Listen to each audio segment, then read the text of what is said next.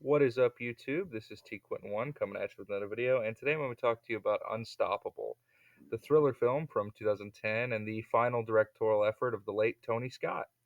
Despite coming out 14 years ago and starring a couple of my favorite actors, I'd never seen this film before, and to be honest, kind of treated it as a joke. In my defense, I'm not the only one. In the years leading up to his tragic suicide, Scott had been in a real career slump. Always unloved by critics, the last few years of his career were some of the only times general audiences hadn't really connected with his films either, and this was all set up to be another one of those. From the trailer, the plot about a runaway train and a frantic effort by a ragtag group of rail workers to stop it looked like a real misfire. With a thin premise and cliche characters, more than a few of you, I'm willing to bet, remember the SNL sketch parodying the trailer more than anything else. Where'd you learn trains, huh? Thomas the Tank Engine? Yeah, where did you learn trains, old man? From inventing them? A nursing home shuttle bus got stuck on the track. Boom! But after finally sitting down and watching the movie, I gotta say I was wrong, and so were most of you, frankly.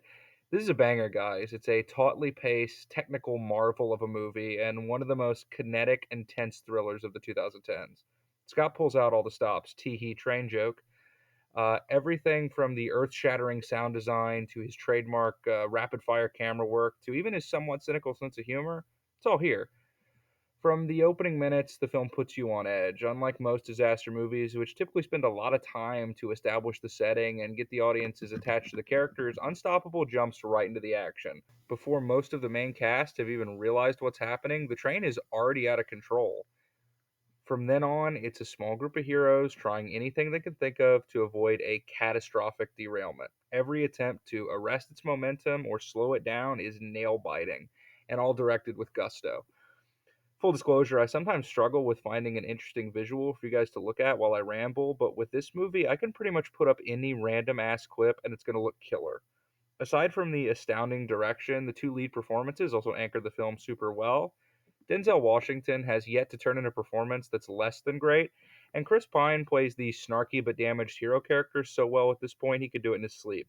While the script doesn't give him a ton to work with, you feel sympathy for the two of them, and as the stakes rise throughout, you get more and more worried. There's one sequence in particular near the middle involving a helicopter.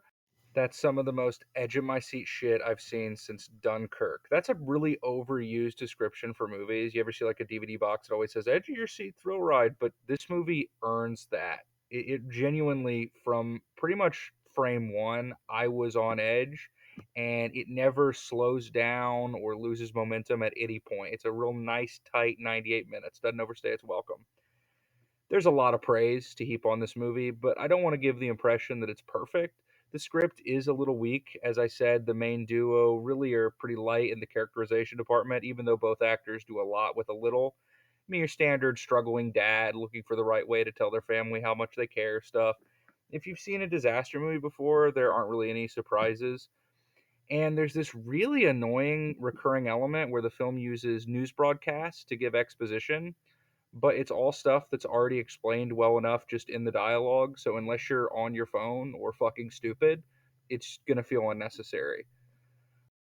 But any nagging little thing like that can be quickly swept away by just one look at the climax of this movie. It's fucking incredible. All in all, that's the best way to describe it. I mean, Unstoppable really is a super underrated film and a great swan song to one of the titans of blockbuster junk food cinema. I'm going to give it an 8.5 out of 10. This is T Quinn1 signing out.